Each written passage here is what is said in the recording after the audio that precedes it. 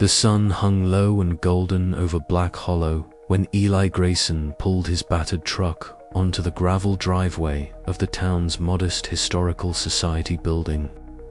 The air was thick with the scent of late summer damp earth, the faint sweetness of ripening apples, and the distant hum of cicadas. Eli's hands, calloused and weathered from years of toil, tightened on the steering wheel as he glanced down at the faded address scrawled on a rusted sign. Hale Historical Archives. He had no choice but to seek answers here. Alone, the land's dark hunger gnawed at his resolve. With help, perhaps he could understand the nightmare that had begun to consume his family. Inside, the room was a cramped sanctuary of knowledge. Stacks of books teetered precariously on every surface, their spines cracked and titles faded from decades of sun and dust. The air smelled of old paper, leather bindings, and a faint trace of wood smoke that seemed to linger like a ghost. Behind a cluttered desk sat Tommy Hale, the local historian, his wire-rimmed glasses perched low on his nose as he examined a brittle, leather-bound tome. "Eli Grayson," Tommy greeted, his voice calm but cautious. "I've heard you've been digging into some dark corners of Black Hollow's past." He gestured to a chair piled with more books. "Sit down. Let's see what we can find." Eli settled in, the creak of the wooden chair echoing softly. He placed the ancient family journal he'd found in the barn beside Tommy's meticulously organized piles. "I found this," he said, "but it's just the beginning. There's something about the soil here's something unnatural." Tommy nodded slowly, flipping through the journal's yellowed pages until he reached a marked section. "The Graysons aren't the only ones who've suffered under this land," he murmured. Black Hollow was founded on a desperate pact, something most folks prefer not to speak of. He cleared his throat and began reading aloud, his voice low and deliberate. "In the year of great drought, when the earth refused to yield, the settlers gathered in the shadow of the old oaks. Blood was spilled not freely, but demanded. To feed the barren soil, to summon the harvest, a sacrifice was made. The land drank deep, and in return it gave life." Eli's heart hammered in his chest. The words were more than a story. They were a confession etched in ink and pain. "A blood pact," he whispered, "to feed the soil." Tommy's eyes met his, haunted and grave. "Yes, and the soil remembered. It hungers still." For hours, they pored over maps, journals, and obscure ritual texts tucked away in the darkest corners of the archive. Tommy traced the land's boundaries with a shaking finger. "This farm," he said, "lies at the heart of the original settlement, where the soil was first cursed down blessed." As twilight bled into night, the room grew colder, the shadows lengthening until the flickering candlelight seemed to pulse with a life of its own. Eli could almost hear the whispers carried on the wind of voices of those long buried beneath the earth, the ancestors who gave themselves to feed the cursed soil. The weight of their sacrifice pressed down, a suffocating reminder that the past was never truly dead. "Breaking the curse won't be simple," Tommy warned, closing the tome with a soft thud. "It will demand what the soil always demands: sacrifice." Eli clenched his fists, the fire of determination sparking amid the dread. He would pay any price to save his family and break the cycle. But as he looked around the cramped room, surrounded by echoes of history and shadows of the past, he knew that the cost would be more than he could yet imagine. Outside, the wind whispered through the trees, carrying secrets older than the soil itself. And beneath their feet, the cursed earth waited, hungry and patient. But Eli was no longer alone in his fight. With Tommy's help, the dark history of Black Hollow was finally coming to light. The question was whether revelation would bring salvation or doom. The night deepened, and the fragile hope that had begun to kindle felt as tenuous as the candle's flame. Yet, in that fragile beacon, Eli found a sliver of resolve enough to face the darkness descending on Black Hollow. The harvest was coming, and with it, the reckoning. He stood to leave, heart heavy but mind sharpened. "Thank you, Tommy. This means more than I can say." Tommy nodded gravely. "Just be careful, Eli. The past doesn't like being disturbed." On the drive home, the fields stretched out beneath a star-splattered sky, shadows deep and endless. Eli's thoughts churned with the terrible knowledge gleaned tonight, somewhere in the soil beneath his feet. The roots of his family's nightmare twisted and writhed, waiting for the next chapter to unfold. And Eli Grayson would be ready.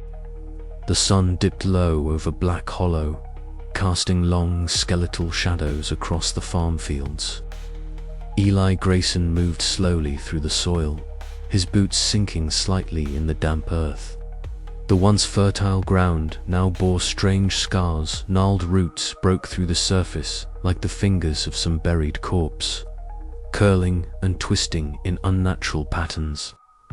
A chill wind stirred the dying leaves at his feet, carrying with it faint, almost imperceptible whispers.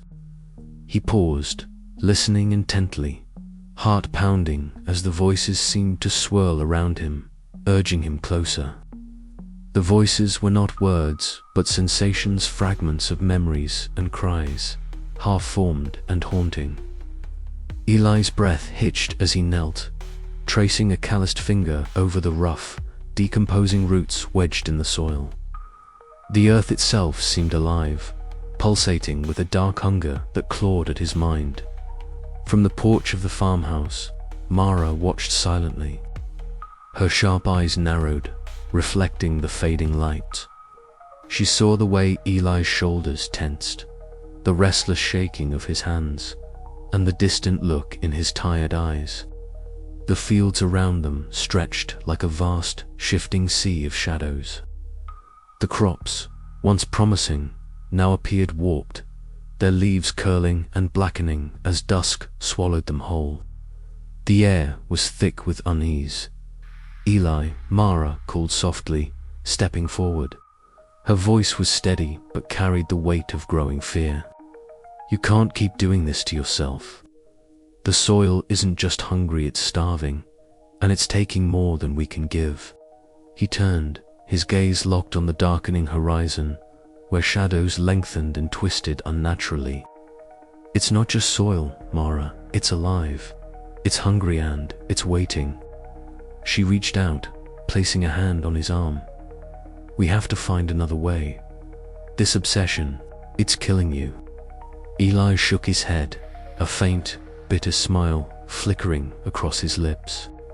"If I don't feed it, it'll take everything, ours, the farm, the legacy my family's fought for. I have to understand it." Night deepened, the wind rising with a mournful howl that rattled the windows. Eli returned to the fields alone, drawn by the whispers that now sounded like desperate pleas.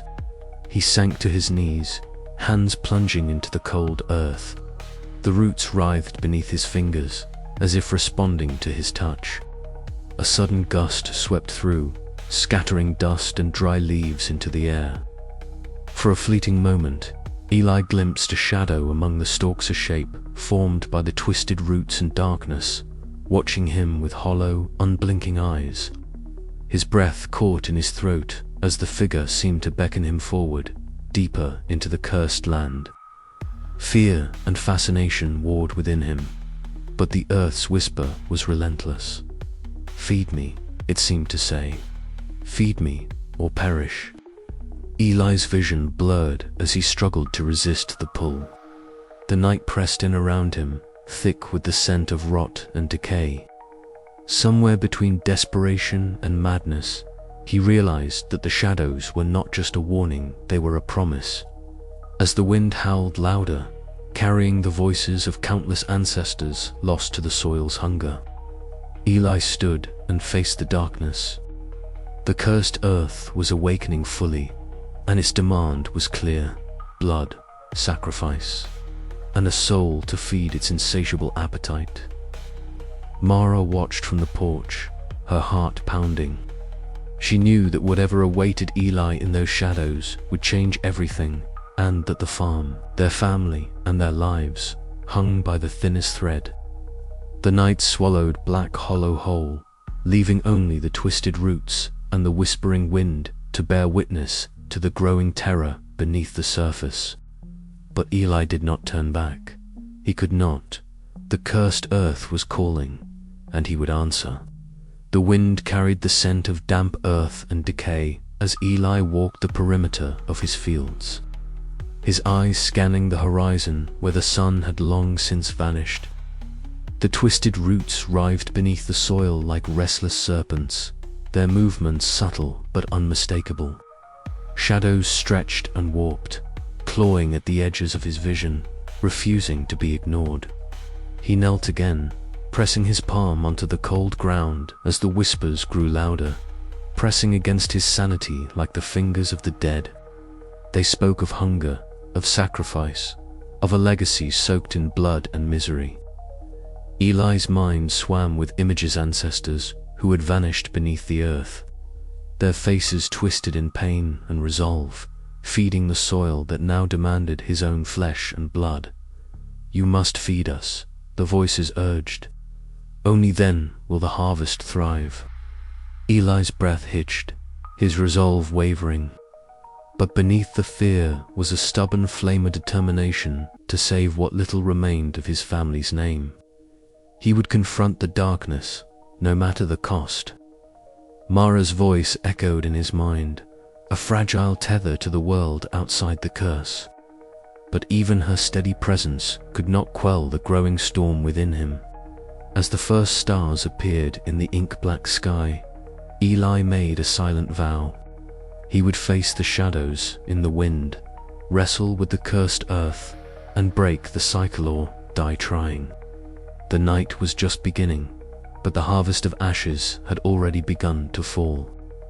The morning dawned grey and overcast, a thin mist curling low over the fields of Black Hollow. Inside the Grayson farmhouse, Mara sat at the edge of Sarah's bed, her hands trembling slightly as she brushed damp strands of dark hair from the girl's pale forehead. Sarah's breaths came shallow and uneven, each one sounding like a fragile whisper against the quiet stillness of the room. "Sweetheart, can you hear me?" Mara whispered, her voice cracking with exhaustion. Sarah's eyelids fluttered weakly, her dark eyes opening just long enough to meet her mother's gaze before closing again. The child's frailty was a cruel contrast to the robust energy she once possessed when chasing through the fields or laughing under the sun. Eli entered quietly, his heavy boots scraping against the wooden floor, the weight of the farm's burdens etched deep into his weathered face. He knelt beside Mara, placing a calloused hand on her shoulder. "How is she?" he asked, voice low and rough. Mara shook her head, tears threatening to spill. "Worse, the fever won't break. I've tried every remedy, but it's like the sickness is rooted deeper than flesh." Eli swallowed hard, his gaze drifting toward the window overlooking the barren fields. The crops, once promising life, now withered and cracked beneath the sky's dull grey.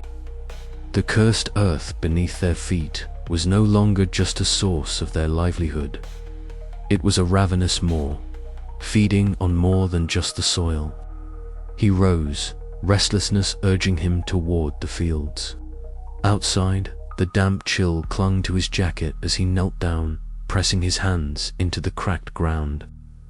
The soil felt cold and strangely alive beneath his palms, pulsing faintly as if breathing beneath the surface. "Please," Eli murmured, his voice breaking the heavy silence, "don't take her, too." A faint rustling stirred the tall weeds lining the edges of the farm, a whispering sound that seemed to echo from the earth itself. Eli's heart pounded as he pulled his hands away, the shadows lengthening in the fading light. Back inside, Mara watched Sarah's chest rise and fall unevenly, a thin sheen of sweat coating the child's skin. She clutched the worn quilt tighter round her daughter, the scent of earth and wilted flowers filling the room. The house felt heavy, each creak and groan amplified in the oppressive stillness. Later, as night fell, Sarah's fevered murmurs grew more urgent, her voice barely more than a breath. Eli and Mara exchanged worried glances, the unspoken fear hanging thick between them. "Eli," Mara said softly, her eyes searching his, "this isn't just sickness, it's something else." He nodded grimly, the weight of the family curse pressing down harder than ever. The soil's hunger wasn't sated by crops alone, it was reaching for their very lives. The days that followed brought no relief. Sarah's condition deteriorated, and Mara's strength waned as she struggled to care for their daughter. Eli's obsession deepened. Every waking moment was spent scouring old texts, consulting with Tommy Hale, and poring over the cryptic journal entries that hinted at ancient rituals and sacrifices. One evening, Mara confronted Eli in the kitchen, the flickering candlelight casting long shadows on their faces. "You're tearing us apart," she said, voice trembling with a mixture of anger and despair. "The farm, the curse, it's all consuming you. And Sarah, she's paying the price." Eli's jaw tightened. "I'm trying to save her. I have to find a way to stop this. But at what cost?" Mara pressed. "How many more sacrifices will the land demand before it's enough?" Silence hung between them, thick and suffocating. Outside, the wind whispered through the darkened fields, carrying with it the faintest echoes of voices long dead.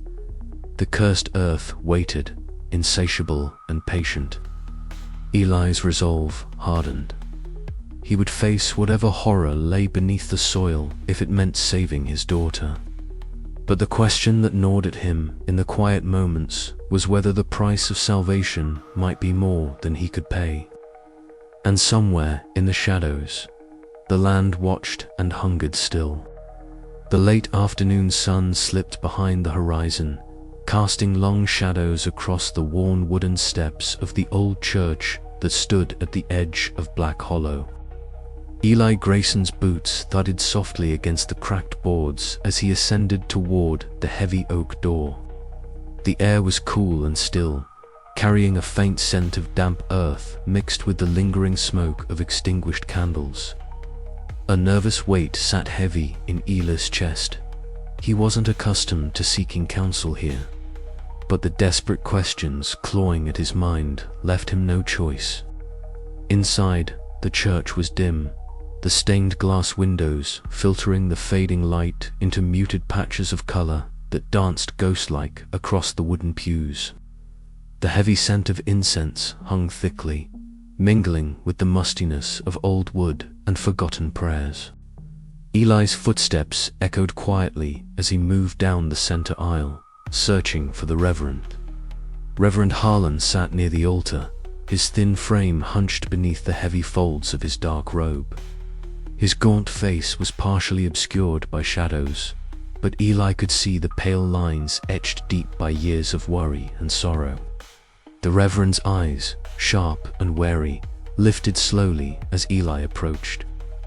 "Eli," he said in a voice low and gravelly, "you come seeking answers that carry a heavy burden." Eli swallowed hard, nodding. "I don't know what else to do, Reverend. The land, it's changing, it's hungry. I'm afraid of what it wants in, what it'll take."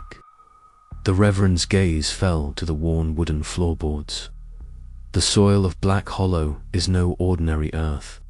It is steeped in blood, bound by a pact made long before either of us walked these fields. Your ancestors fed the land with their own sacrifice, and in return it gave them life. But the price was never truly paid in full." Eli's heart quickened. I found the journal. The Blood Pact. A shadow passed over Reverend Harlan's face. That book is a key and a warning. The pact was forged to save the farm from ruin, but it came with a curse. The land demands balance, Eli. To give life, it must take life. It feeds on the sacrifice of those bound to it. But I want to end it, Eli said, desperation creeping into his voice. I want to break the cycle. The Reverend's eyes narrowed, a flicker of something ancient and grave crossing his expression. Beware, for to break the pact is to defy the natural order. The earth's hunger will not be sated by prayers or wishes. It will fight back with a fury you cannot imagine. Many have tried, and many have fallen. Eli felt a chill crawl down his spine as the flickering candlelight cast trembling shadows on the peeling walls. The silence between them grew heavy, filled with unspoken fears and the weight of generations. Is there no way out? Eli asked, voice barely a whisper. Reverend Harlan stood slowly, his joints creaking like the old wood beneath their feet.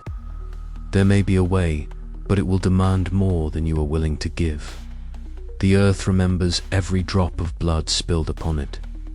To sever the bond, you must confront the darkness at its root and be prepared to pay the ultimate price. The words settled like a stone in Eli's gut. He looked away, eyes tracing the worn altar cloth, the faded crosses carved into the pews. Outside, the wind stirred, rattling the stained glass as if echoing the Reverend's warning. As the church doors creaked open behind him, Eli stepped out into the encroaching night. The cold air bit at his skin, and the silence of Black Hollow pressed in like a living thing. The heavy door closed with a resonant thud, leaving him alone, haunted by the Reverend's words and the terrible choices that lay ahead. Eli's breath fogged in the chill air as he looked back once, then turned toward the dark fields waiting beyond the horizon. The cursed earth beckoned, hungry and unforgiving, and the price to break its hold loomed closer than ever. He tightened his grip on his coat and stepped forward, the shadows swallowing him whole. The sun dipped low behind the distant hills, casting long shadows over the cracked earth of Black Hollow. Eli Grayson knelt beside the freshly tilled furrow, his breath shallow and uneven, heart pounding against his ribs like a frantic drum. The soil beneath his calloused hands was damp and cool, yet it pulsed with a palpable, unnatural life. He drew a deep breath, tasting the sharp metallic temps of his own blood as he carefully sliced a shallow cut across his palm with the worn edge of his pocket knife. The crimson droplets fell steadily into the earth, seeping into the thirsty soil that seemed to drink them eagerly. A bitter scent of iron and damp decay rose from the ground, mingling with the fading warmth of the evening air. Eli whispered a broken prayer, his voice barely audible over the rustling of dry leaves and the distant call of a lone crow. "Please," he murmured, "just this once. Let it be enough." For a long moment, nothing stirred but the whispering wind. Then, a subtle tremor pulsed through the earth beneath him, and a faint, almost imperceptible murmur rippled on the breeze. Eli's eyes widened as the soil around the bloodied furrow darkened, rich and alive in a way it never had been before.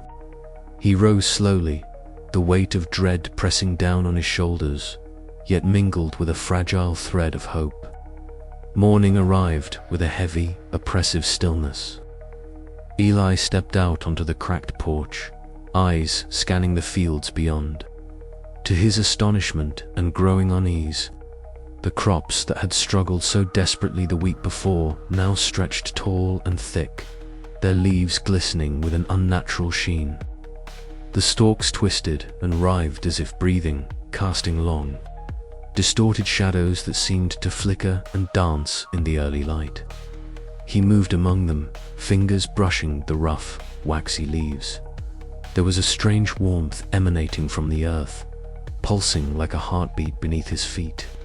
A low, almost imperceptible hum vibrated in the air, threading through the rustle of the wind and the distant chirp of birds. Eli's stomach churned as a cold shiver ran down his spine. This harvest was no blessing, it was a curse made flesh. Days passed, and the harvest's bounty grew more unnerving. Crops ripened impossibly fast, their fruits swollen and heavy, dripping with thick, sticky sap that smelled faintly of iron and rot. At night, Eli's sleep became a battlefield. Shadows flitted at the edges of his vision, and the whispers began soft, mournful voices carried on the wind, voices that spoke in languages long dead but filled with aching pain and warning. One night, as the house lay shrouded in darkness, Eli awoke, gasping, drenched in cold sweat. Before him, in the flickering gloom of the candlelight, twisted figures emerged, ghostly visages of his ancestors, their faces etched with sorrow and accusation. They reached out with translucent hands, eyes hollow yet burning with a terrible fire. "You feed us," one whispered, voice like dry leaves, "but what do you give in return?" Eli's heart hammered as memories of the journal's chilling words flooded back. The blood pact, the sacrifices, the endless cycle of hunger and loss.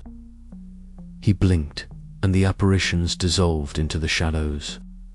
The next morning, Mara found him at the edge of the field, staring blankly at the waving stalks. Her sharp eyes missed nothing, the haunted look in his tired eyes, the trembling of his hands. She stepped forward, her voice steady but laced with fear. "Eli, this has to stop. Whatever you're doing to the land, it's destroying you. It's destroying us." He turned to her, the weight of his torment etched deep in his features. "I have to feed it, Mara. If I don't, the harvest dies. We all do, but it's hungry, always hungry."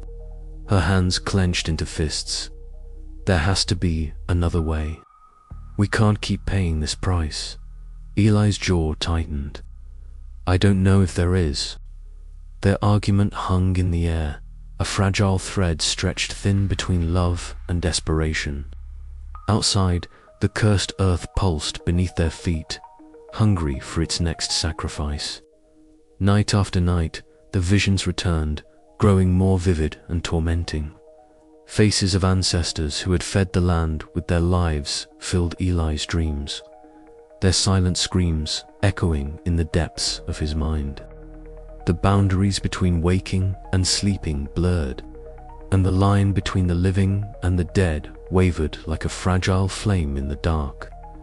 Yet, with every sacrifice, the crops grew stronger, the soil richer, and the farm's future seemed to glimmer with a cruel, twisted promise. Eli stood at the crossroads of salvation and damnation, trapped in the relentless hunger of the cursed earth, a hunger that knew no end. And as the sun set again on Black Hollow, the shadows lengthened, whispering secrets only the soil could understand. Eli's sacrifice had fed the land, but at what cost? The question lingered like a dark stain on the horizon, beckoning him deeper into the nightmare from which there was no easy escape.